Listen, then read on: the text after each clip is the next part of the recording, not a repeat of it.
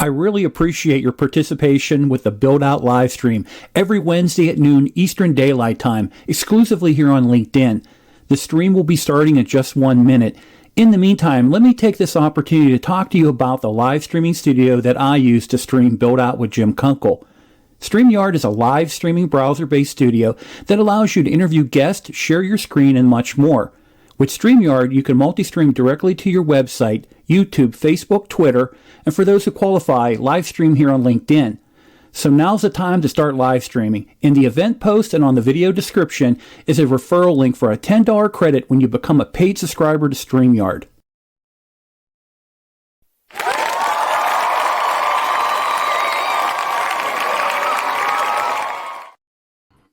Hey, welcome to Build Out. I'm Jim Kunkel, your host. Joining me today is Hiedi Brooks. Hi, Hiedi. Hi, Jim. How are you? That intro was pretty cute. I had to give you something special. You definitely definitely deserve the applause.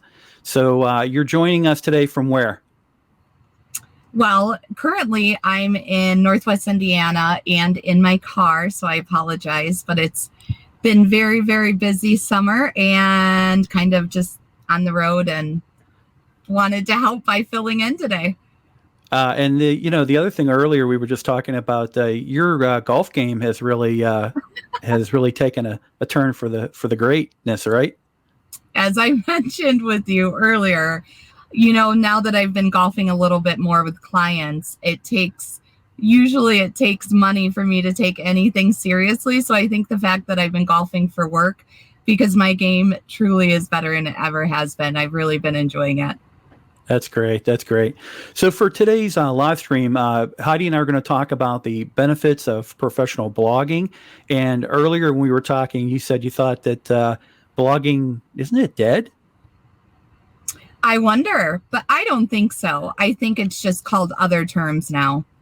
Yeah, and doing research, I was really big into blogging and being parts of blogs, kind of following bloggers back in probably about 10 years ago. And I think I kind of dropped out of it about 5 years ago.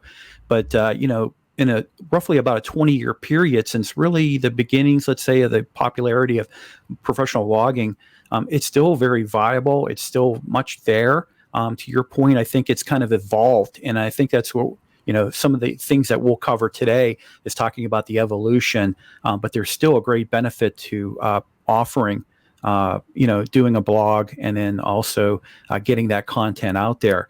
So for the agenda, Hiedi, this is what we have. Obviously, we're going to talk about the definition of what's a professional blogger.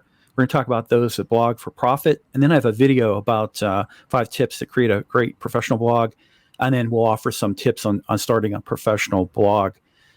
Really looking forward to our discussion. So to open us up, in my research and based off of my experience with blogs, to kind of establish a definition regarding a professional blogger, and many they're posting content on a full-time basis, and it's specific to their interest, their background, their industries that they work in, and then ultimately this meets the interest of the readership. Now, there's a percentage of businesses that use blogging today to promote their products and services that meets the, let's say, the industry needs or their readership's needs as well.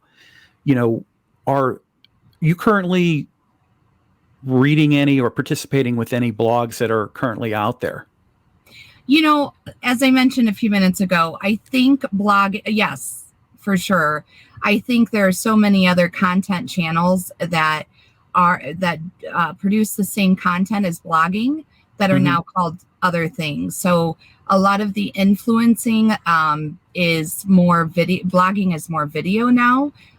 They're saying the same things. They're writing and producing the same content as experts, some self-described experts. But what they're doing is producing it more in a video.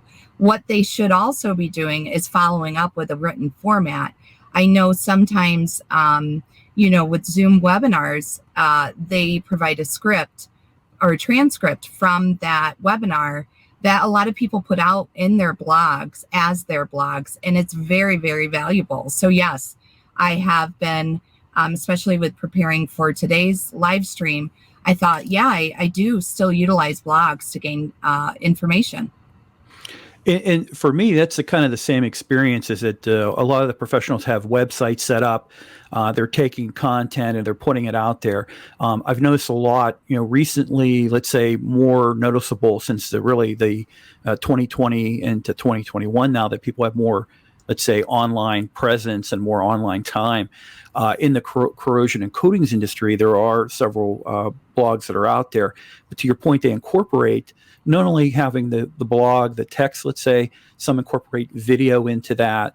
Some will also put in some type of, let's say, interactive content as well to kind of really kind of, amp up, let's say, the experience of the readership versus, just reading straight text. Because if you remember, go back 20 years ago, we would open up a blog and we would read it. It was a journal, basically. Today, we're seeing a much different, evolved professional, blogging environment out there. And with some of the professional blogger, go ahead. I was just going to say, I think you bring up a good point. A lot to gain more audience. I think a lot of things that you can do to get them to read and put the time in to read the blog is different ways to attract them. So whether it starts with a video or other content, getting them to read that blog, I think that's the biggest feat that you need to focus on, is getting them to take the time to read the blog and utilizing, starting with a video, a photo, a short post, just like your 2-minute build outs. Yeah, and professional bloggers, they're going to have a high amount of engagement. So engagement is obviously very important. And also when it comes to what we would call pinbacks, where they have people who are responding, also posting, and also repurposing their blogs and things like that. Retweets, I've seen on Twitter a lot of blogs that get tweeted, and then obviously social media shares. For example, here on LinkedIn, I've also seen them on not really Instagram, but I definitely have seen them on Facebook. So I'm sure there's going to be some evolutionary changes when it comes to blogging and social media when it comes to other platforms that can be used. The other thing too with a blogger, professional blogger, is the high volume of traffic to their blog, either to the blog or to their site. And then obviously that helps with the engagement, but it also helps the professional blogger because, again, the goal is to have readership and also have subscribers and followers. The other thing too, some, to your point earlier, they host their content on YouTube and then other social media platforms where they might take snippets of it, elements of it, and put it out there. LinkedIn has stories. Instagram has reels. There's all these different Facebook posts and things like that. There's a little short content. So some of the blogs might actually come real handy being promoted through these shorts and short content that's available. And YouTube has short clips that you can do to promote things as well. And then the other thing too that I wanted to cover regarding, go ahead. Just what you just said gave me an idea that people, I think, need to know. When you're trying to build website traffic, especially with a new website, these blogs and links that you're, just like you mentioned, retweeting brings traffic to your Twitter account. I apologize. These blogs, when you're linking more credible companies or products or whatever it is you're focusing on, once you post that blog, those links are valuable to your website if you're linking back to your website. So all of these outlets that you're posting these blogs or sharing content from this blog, as long as you're linking back to your website, that's going to build traffic faster than it would if you just put a website up and paid for Google Ads. That's a good point. It does provide a lot of that interconnectivity when it comes to content, maybe the solution that you're talking about or the topic you're talking about, and then ultimately back to you as a blogger, or if it's part of your company itself. And then, the one other thing too is there are professional bloggers that are still generating an income from blogging on topics and things like that. And, in the past, it was a little difficult, I think, at the beginnings to monetize. Today, it's so much easier to monetize content. A lot of different platforms have partnership programs. We have Google, obviously, with AdSense and things like that, where you can do a lot of advertising. VCP, or does VCP have a blog? No, we have content that we're saving to start a blog when we are ready to. Yes, probably this fall. But we certainly have a little folder that we save content from our presentations, from our live demos, questions that are asked, things like that, so that we can create different blogs that actually touch on solutions that the customers, need or are asking about. Oh, very good, very good. So let's move on to the next topic, which is professional blogging for profit. As I mentioned earlier, just a minute ago, there are a lot of professionals out there that are generating income source from it. And what I'm going to mention next is not an endorsement, but if those that are listening today have a passion that would want to start their own professional blog, there are providers like WordPress out there that support the blogging content creators really at any stage. And I prior to, let's say, 2 years ago, I did have a jimkunkel.com where I was putting all my video content out there and other content. And I even remember, through GoDaddy, they had the same type of support, and they had a tie-in, I believe, I could be wrong, but I think it was with WordPress. So that there are ways for you to really, at any level, if you're looking to get involved with it, you can. Now, let's see here. Lee had posted something. He's been blogging for years. It's amazing that the industry is taking interest in content, and I was not aware that there was profit in it. Yes, Lee, we're definitely going to talk about that. There's ways to monetize it, and then also to bridge it into your company if you're looking to utilize that. Again, my idea with content is use all the above. If it's going to be for professional blog, obviously you have audience that you're kind of gearing to. Maybe you're working in a community of engineering that they would rather read stuff than watch videos. Maybe they want to do a combination. Maybe they want to read, watch the videos, maybe have some interactive graphics going on. So there's a lot of different ways that really kind of tie things together. And then really when we're looking at, obviously, the monetization of it, the first thing is advertising. You can advertise on your blog. If you have a blog on a certain industry, there are going to be probably those out there. If you have a big enough readership, they're going to want to do advertising with you. Google obviously does a lot of ads as well, and that is a great opportunity for you. Now, the other things too, when you're looking at, becoming, you're monetizing, you want to make sure that you're always checking your content. It has to be relevant, has to be fresh, and it really has to be an attention getter. Because again, your readership, you want to grow it, you want to maintain it, keep it, but you want to make sure that it's engaged. Go ahead, Heidi.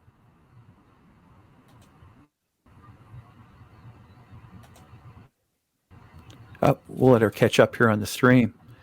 And so I apologize if I'm lagging a little bit. I was going to ask, what do you suggest that you check?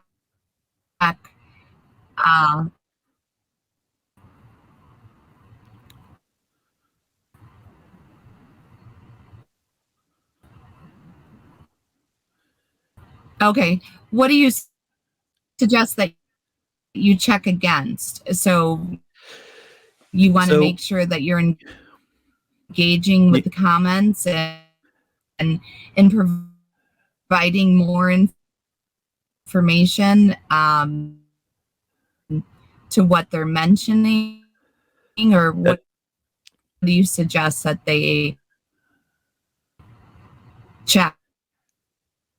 We got the lag going, but to really kind of answer your question there are, for example, with WordPress, there's a lot of metrics that you would get from it when you're looking at the amount of readership that you have coming in, the length that they're looking at, obviously the blog.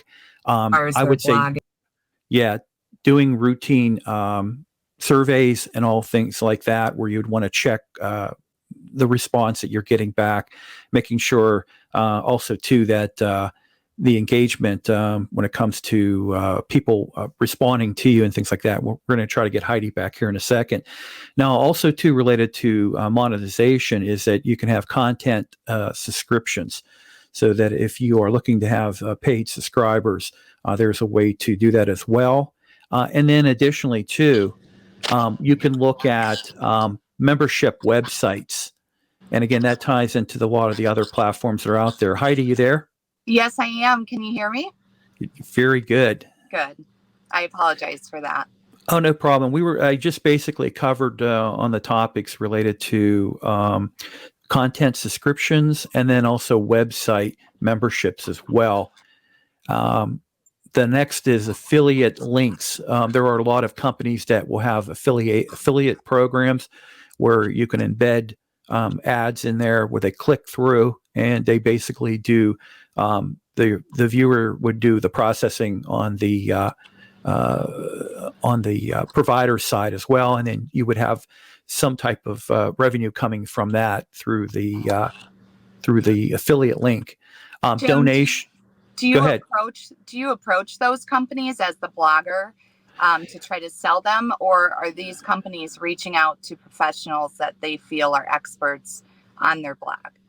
Typically, based on my research, it seems like the bigger professional bloggers, they work with a third-party firm, and that third-party firm is going to be that marketing firm that will actually help them in that process to line up advertisers and affiliate programs as well. Okay.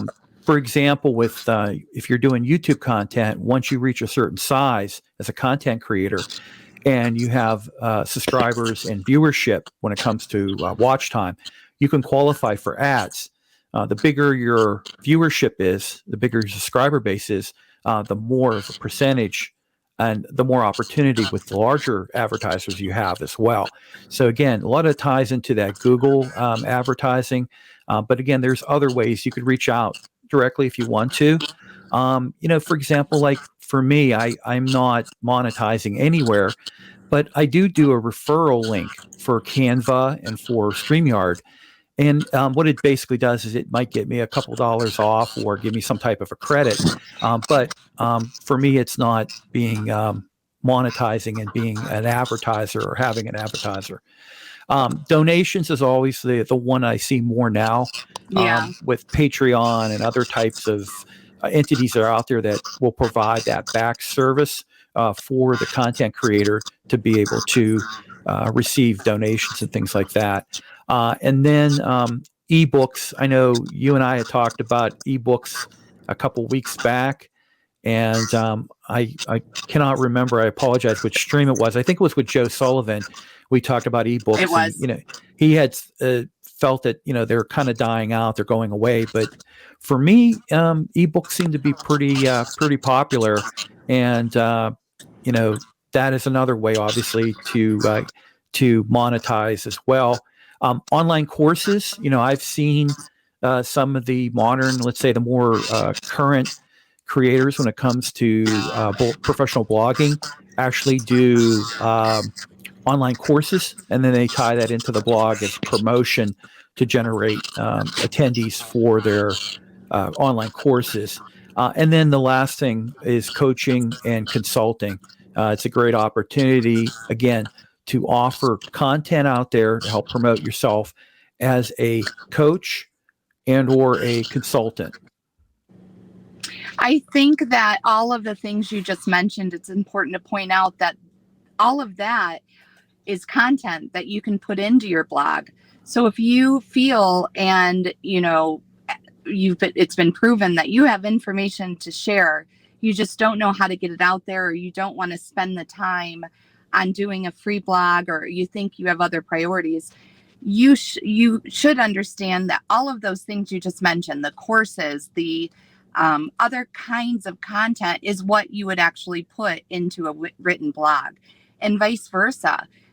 Things that you put into your blog that might be 2 pages, quote unquote, but I don't know how many words you would use, but that text can then be put into a shorter form to post onto social media. So it's actually a very productive way if you have expert advice or advice that you're passionate about to share. Very good. Very good. So, Heidi, what I want to do is let me play the video I put together regarding the 5 tips related to starting a professional blog. If you could hold on 1 minute. You got it.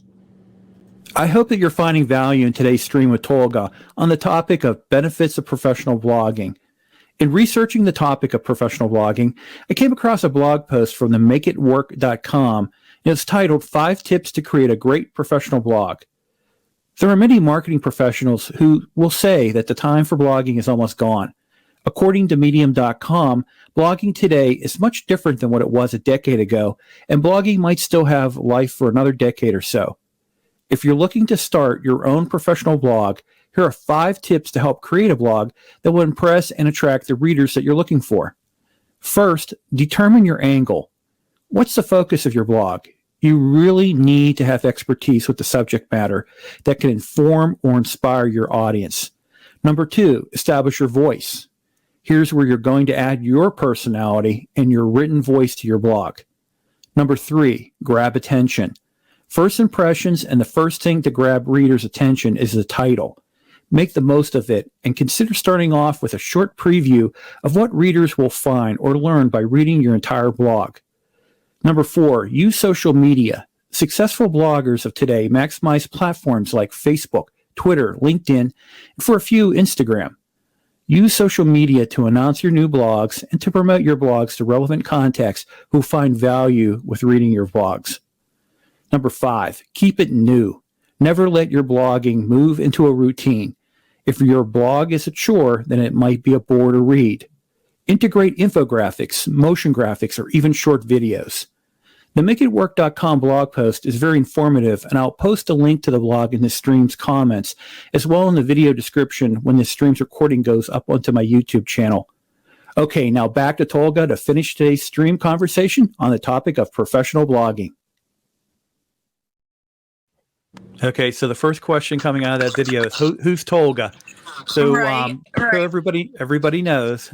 I had a guest lined up, Tolga Daraz, from Turkey, and unfortunately, something had come up last minute.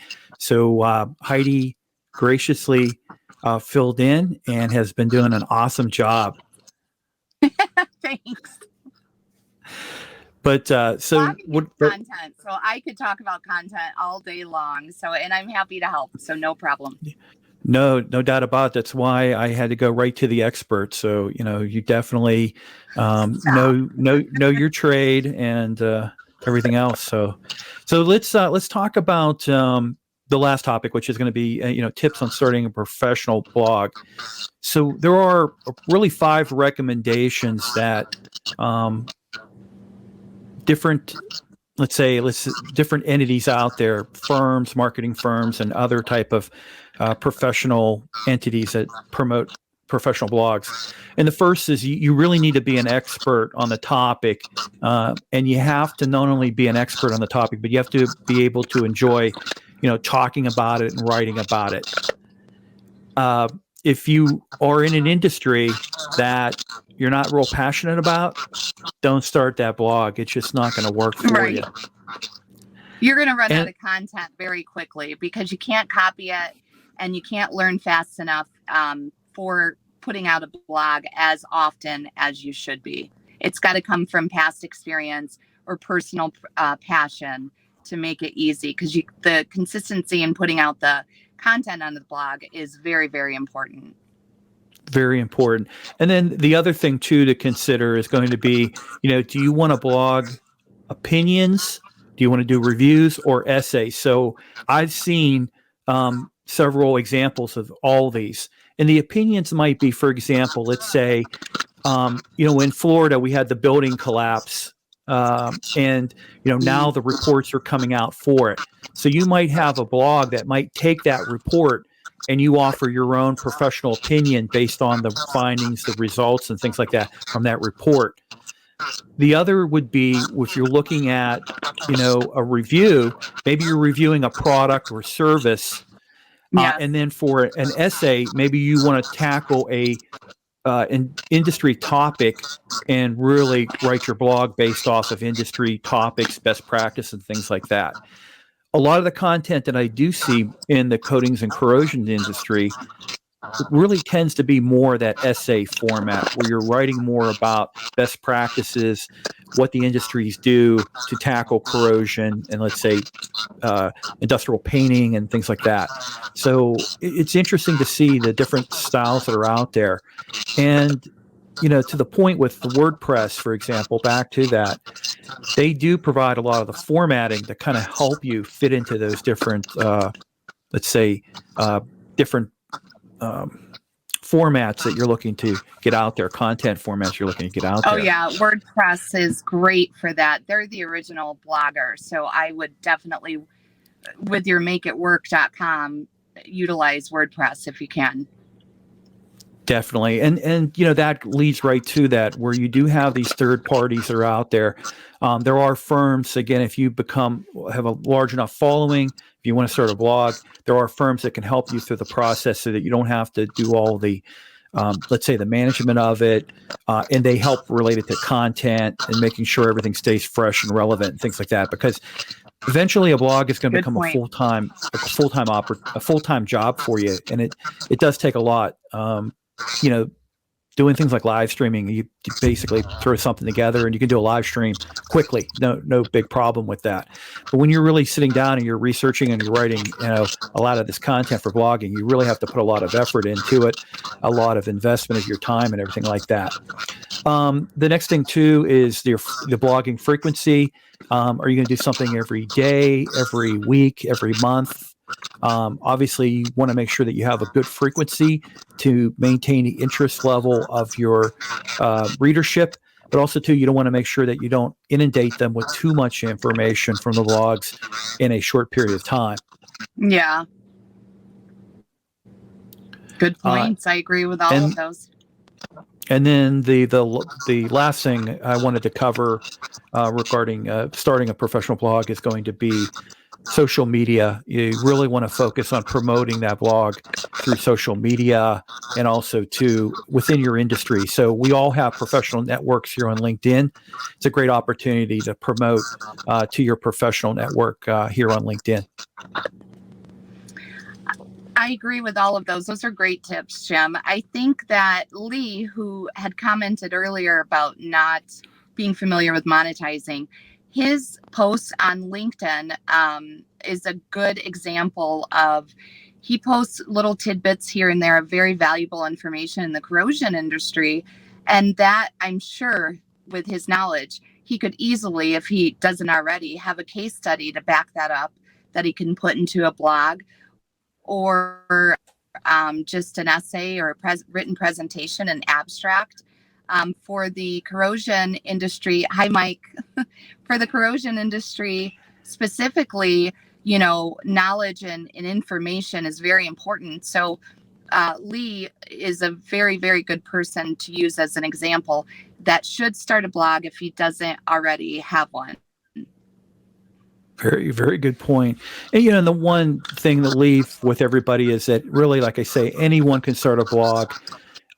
It doesn't matter the size of it. It doesn't matter the amount of readership. Again, if you have a passion and you want to get information out, that's a great way. But maybe in most cases, you want to do it in conjunction with other things. Maybe you want to do other type of content. Maybe you want to do things related to different platforms, different social media and things like that. So there's so many different opportunities for everyone. Hiedi, next week, here's the guest coming up for next week. I've got Sam Navarro from IPC Industries joining us.